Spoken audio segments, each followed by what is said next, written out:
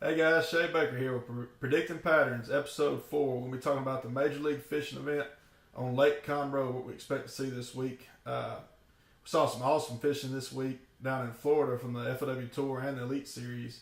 And I got a special guest, a little different this week. We're actually going to get to talk about one of the previous episodes of Predicting Patterns because we did one for the Elite on St. John's. And my special guest today is John Cruz. What's up, John? What's happening, man? So this is Sunday night, and for those of y'all who don't know John Cruz, you've been living under a rock, but he owns and runs Missile Baits. He's Elite Series champion on the Cal Delta, just certified all around pure hammer, and proved it again today with what was that, a little old, like a 15-pound bag down at St. John's?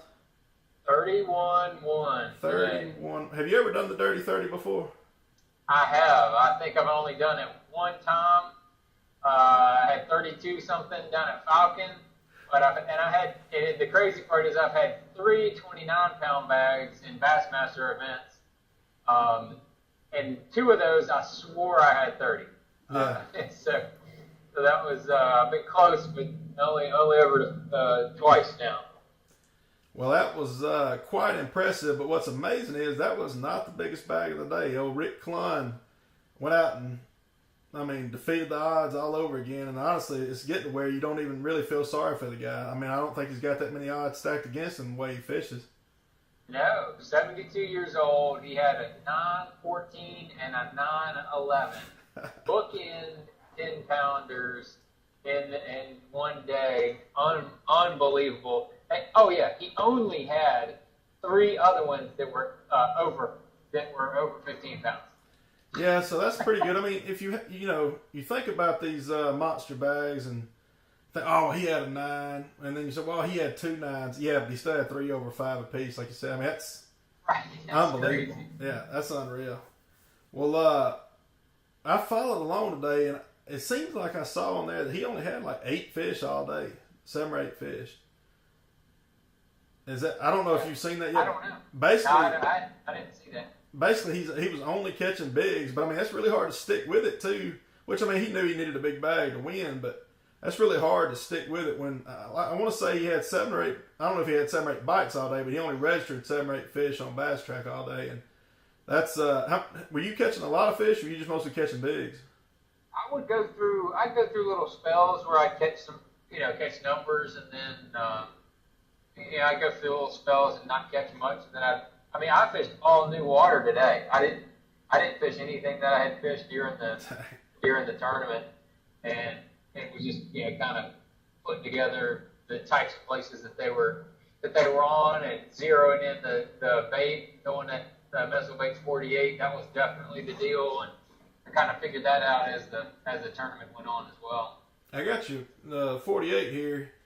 How are you fishing this week? Texas rig or wacky rig, or what were you doing with it? Texas rig. I probably caught most fish with a 3/16 ounce weight. I caught a few with an 1/8 ounce weight, and I caught some with a 5/16. But the 3/16 was probably the weight that I caught the most fish on. And I was just using a June bug colored with a 4/0 Gamakatsu straight shank hook and 20-pound sunline shooter on a cast and flipping stick, and put the wood to them when they bit. 20 pounds. I mean, most everybody's like, well, 20 pounds, you can break 20 pounds. But even then, I mean, that's good line too. But like, it's scary still, no matter how big your line is, when you tie into those monsters down there. Oh, no doubt. I put I had 25 pound on the one that I had 5/16, but I only caught a few fish on that today, and I didn't catch any of the big ones on that. I caught all the big ones on the 20 pound test. Hmm. And then the first day, I caught that 11 pounder on 12-pound sunline braid, straight braid. Oh my God, what'd you catch it on? Caught it on a little fuse, just like a little Nico rig. I was trying to just fill out a limit, to be honest with you. And next thing I knew, old Shamu jumped on the end of it. Yeah, I talked to you, and Justin Lucas and I did a predicting patterns for the St. John's, and we talked about how it was setting up to be the perfect storm with that weather coming. And y'all had, I don't know if it got that cold down there, but there was one cold night a couple nights ago that I was afraid might knock it back, but it was almost like it wasn't enough to even come close to slowing them down based on the last 2 days. But I talked to you in practice, and you did not feel confident at all. I mean, you were having just a few bites, and like I said, on day one, you went out and whacked that mega bag, and then exceeded it today. But is that kind of what happened with y'all? The weather just hit it perfect eventually. Yeah, the weather was just right. You know, I've been coming down to Florida and watching the tournaments down in Florida for 20 years now, and I knew that it was setting up to be a magical week. It's just been staying cold in most of Florida. When I say staying cold, I mean, you know, highs in the 60s or 50s, and there was a lot of rain off and on, so there was not a lot of sun for at least the last 2 weeks. And whenever that happens, and then you get 4 or 5 days of 80 degrees and sun, man, those fish just hit the bank. It's something in it about them that they got to come up there and get ready to spawn, and that's exactly what happened this week. And they were coming throughout the 4 days of the tournament. They were coming up, and that's what happened this week. It seemed like too, like you said. I mean, it's been cold down there for maybe even longer. You know, 4 or 5. It really hadn't been warm in a month or more. Yeah. And that's probably that first big wave, don't you think? Like those big females, the first ones that come up. Yep, that's exactly what happened. And, you know, I thought all the fish in the place had died after practice, to be honest with you, because I figured I had caught, you know, a little more than I did until, you know, then the first day of that tournament, I said, nope, they didn't die. They're definitely still here. It's still fine. Well, we talked about in that episode. We talked about Lake George and how we didn't know. Neither of us had been there since the hurricane to come through, and from what I understand, it did decimate a lot of the vegetation, but that still seemed to be the biggest player. Is that where you fished this week? I fished a lot in George, and yeah, there is not a blade of eelgrass on the whole river. Even up, you know, around Palatka all the way to just about to Jacksonville, there was eelgrass lined on both sides of the river from, you know, way below Lake George all the way around Lake George, and there's just none of it. They say some of the biologists at the meeting were saying it'll take it as much as 4 to 5 years to grow back, but Cliff Prince said that it'll grow back a lot quicker than that. It's already in a couple little patches, but it's not real prevalent. Man, hopefully that eelgrass will come back in the next couple of years, and the fishery will stay healthy, because man, it showed out this week. Yeah, that was unreal. I mean, and we talked too there that the possibility of the century mark, and towards the end of the conversation, we were both kind of worried that the lack of eelgrass and all might put a big damper on it, and but the weather still set up perfect. We kind of predicted 89, 90 pounds, and Clunn came. I mean, he flirted with the century mark with 98. And I mean, that was probably, I don't remember the standings at the end of the day. How many people did you have over 90 this week? I had 88, 12 or something like that. And you finished up 5th? Right. So that was at least 3 or 4 of the guys that exceeded. They were over 90, yeah. Exceeded what we were thinking, and you were right there at it. So that's awesome, man. Heck of a week. Congrats. I want to talk a little bit about Lake Conroe for the upcoming MLF event, and I've actually never been there. I've got the map pulled up on the Angler app for everybody to see. We're going to kind of just do a little tour of the lake right quick. You fished a couple of the TTBCs there, right? That's right. I fished, I think, 4 different tournaments there, and then I fished the last Bassmaster Classic that was there. I went fishing the day after the Classic, and I was real zeroed in on what was going on at that tournament because I was watching, wanting to know, because I was going to be taking people fishing the next day, and man, we went out and blasted the piss out of them. To be honest with you, we had a big day, but that was in March, so a little bit later. But I think some of the same stuff still could be going on. Yeah, I got the weather pulled up here, and let's see, it says it's going to be, like I said, that tournament, the Classic 2017 was late March, but the weather out there, the highs are 66, 73, 65, 65, 75, 68. But you got, I mean, it's not, outrageous highs, but again, the lows don't drop that bad. It's 60, 53. You got one night at 42, but then 55, 61. Friday's 45. doesn't really get much below mid 40s. And what do you think they're going to be looking at there? Like I said, I got the map pulled up. Looks like there's a lot of docks on the south end of the lake. I know Jordan won the Classic on that little offshore spot. Those were pre-spawn fish then? I don't know if I think those fish were pulling out. Yeah. Because those fish had already spawned. They usually spawn in February. Sometimes they'll go in January, but on that lake they'll spawn in February and in March. I don't know if the weather is setting up just right for those fish to really be on beds. I think that they've been a little bit cool down there in the last few weeks, and I don't know that they're quite ready to go on beds there at Conroe. I'm not from there, but I think that it's setting up to be a pre-spawn tournament, and I think there'll be some big fish weighed, but I don't think there'll be a ton of fish. In that format, it's a lot different strategy than anybody is used to, and that's going to be an interesting tournament to watch, in my opinion. They're going to have. It's not going to be easy to go out there and catch a whole bunch of 2-pounders. Yeah. It's just not that time of year.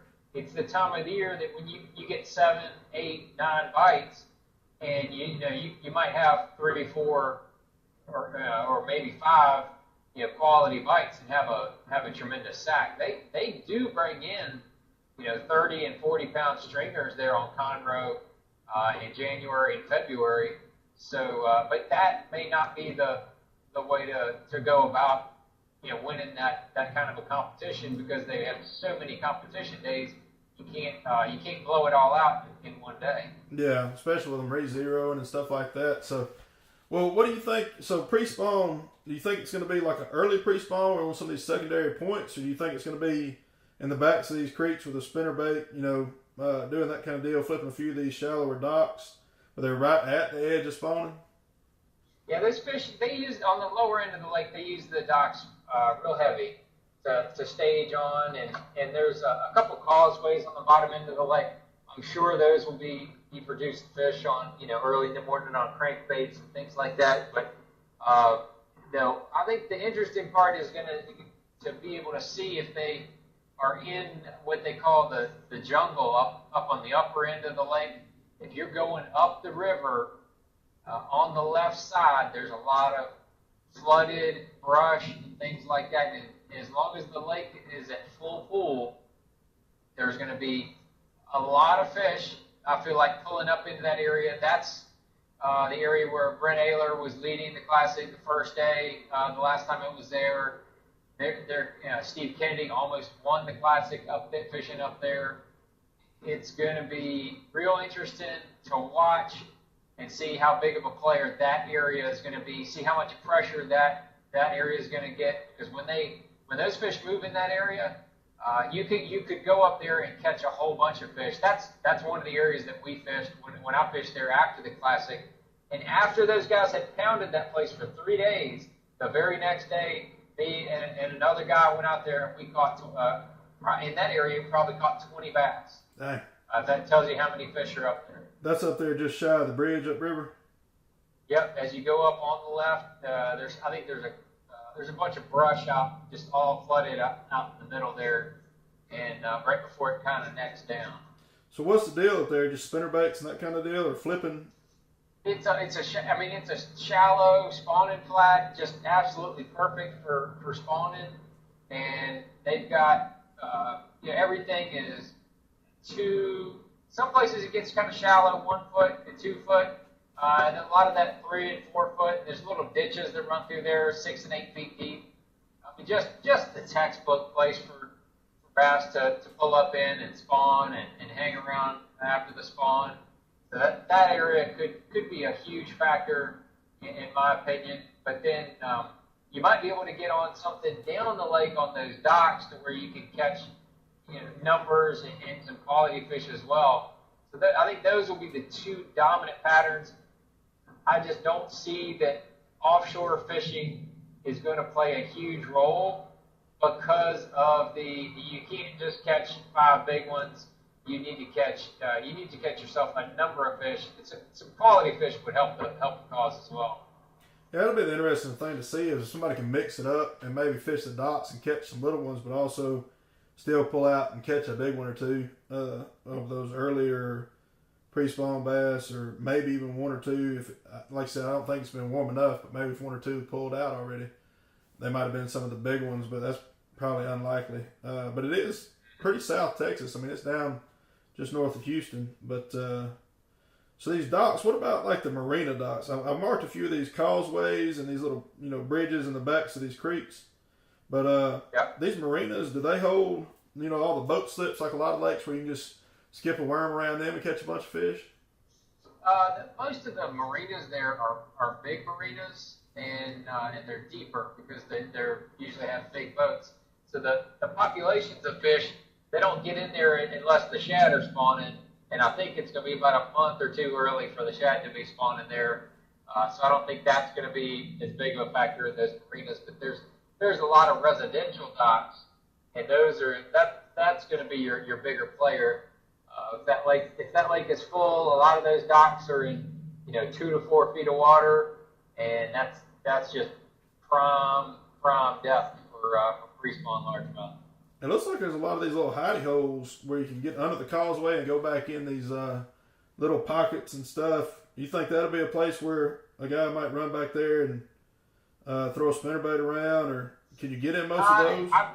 You can get in all of those, but I don't know that those have ever been a player in any of the tournaments that I've had there. It seems like those fish like to have their access to deep water pretty close by. So I don't see more than maybe some small fish coming in the backs of those little hidey holes. And the other factor there is seawalls. If the lake, as long as the lake is full, which I believe it is, they've been getting a lot of rain down there in East Texas. The seawalls will also play a factor. Those bass definitely spawn against those seawalls. They use those seawalls to feed and to hang around. In between and around those docks, the seawalls will play a role as well. There's so many docks. I mean, it's unbelievable how many houses. I guess because Houston's nearby, everybody lives there. But how in the world would you break down which docks to target first? Would you do like ones towards the mouth or one midways, or can you pattern them to where if you pulled into one of these little creeks that you caught them halfway back, you might catch them halfway back in the next one? Or it's hard to say. I think that the back halves of those creeks get pretty flat, and I mean I've caught fish around those docks in water that is so shallow you can't even believe that they're there, even in the fall. But I've also caught them on some of those docks that are 8 or 10 feet off the end, and I think they just kind of use all of them. And you gotta just fish them all and see where you start getting bit and try to run that pattern. But my guess is that 2 to 4 foot range is going to be the key depth range because pre-spawn largemouth. So what do you think would be some of the key baits this week out there? I mean, you said something about a crankbait along some of that riprap and stuff, and it is a spinnerbait pretty good. You talked about that area up north. Yep. Yeah, up north, I think Flippin is going to be probably the primary Flippin, throwing a weighted stick bait, Cinco kind of bait, could be a big factor. And then down around those docks, I think flipping the docks with a creature bait could be a big deal. Also throwing a jerk bait around those docks and seawalls, that's going to be a great numbers deal. I think that could be a big factor. I can promise you Kevin Van Dam's going to be throwing himself a jerk bait around those docks. So who would you pick then for, you bring up Van Dam, who do you think has a good shot at doing well here, either geographically or the lake sets up well for them? I think it's going to set up well for Van Dam. Ayler's got some history. I think he would feel pretty confident about what he's got going on. I don't think you can count out Mike Iaconelli. He's got good history on that place as well. He's done well in numerous events there. So I think Iaconelli, Van Dam is going to be a factor. Edwin, I think the place probably sets up well for Edwin. as well. And if they, if for some reason they get on a frog, don't count out my boy Ish. Ish, he get on that fraud, and is that just up these creeks and rivers? If they're eating it, I mean, you can catch them. You can catch a bunch on it if they're eating it. That'll be an up the river kind of a deal. So we'll have to wait and see if that pops off. That'd be pretty sweet. And I mean, that it looks like that area is pretty guarded against the wind out of the west, and really kind of the way those islands and all set up, kind of protected out of the east too. It's kind of like its own little world up there. It is. It's not. The lake doesn't get terribly rough unless it's after Memorial Day. That place gets awful with boat traffic. Yeah. Awful. Yeah, I can imagine on that one. What about this little deal way up the river on the right? There's like a little set of canals and another little subdivision. You ever been up in there? Yeah, they get up in there a little bit. That's not a place you probably go catch a whole, a big number of fish. I think Cliff Crochet was up there, and it caught a big bag the first day of the Classic, the last time they were there. But it petered out for him on the second and third day. I think he just, he caught all the good fish that were in that area. If my memory serves me, he had right around 20 pounds that first day. But he struggled hard the next 2 days. There's fish up there to be caught, but the numbers may not be there. So just a little fun thing to do, that with MLF's format, like with bass, I mean, we try to predict the NFLW try to predict the winning weight overall, but with MLF zeroing out halfway through and first one thing and another, it's pretty hard to do. So what do you think a 1 day, like one of the leaders of one of the days, what do you think that first day of their category, one of the 40, because what happens on the second day of each group is they lay off. The guys in the lead kind of lay off, so you really can't do a cumulative across 2 days either. But what do you think one full day of catch everything you can, what do you think the weight's going to look like for that? I think that in an 8-hour day, there could be, I'd say somewhere between 30 and 40 pounds is going to be a strong stringer. Yeah. I think somebody could definitely do it. I think a handful of guys may be up in that range. I think it's going to take 30, 40 pounds to be up there. You feel pretty confident with that, though. It's going to take 1 or 2 big ones and some little ones to get there. It's not going to be 30 pounders. You can make hay in a hurry. You can have 4 that weigh 20 pounds, and then catch you a handful of smaller ones, and have a cumulative weight closer to 40 pounds. I think that is definitely doable. Well, John, I appreciate it, bud. That's all good stuff. Great insight. And again, heck of a day today. You headed north now to Lake Lanier. Y'all start practice there tomorrow? Yes, sir. I'll be out there bright and early in the morning. Man, that's the life. That's living the dream, isn't it? You just fish all day and drive all night and fish all day and drive all night, and eventually you pass out and cry yourself to sleep. That's right. The struggle's real, but I'm proud for you, and you did good. I'm sure you'd rather drive late nights and make the final day every time. So that's good, right. brother.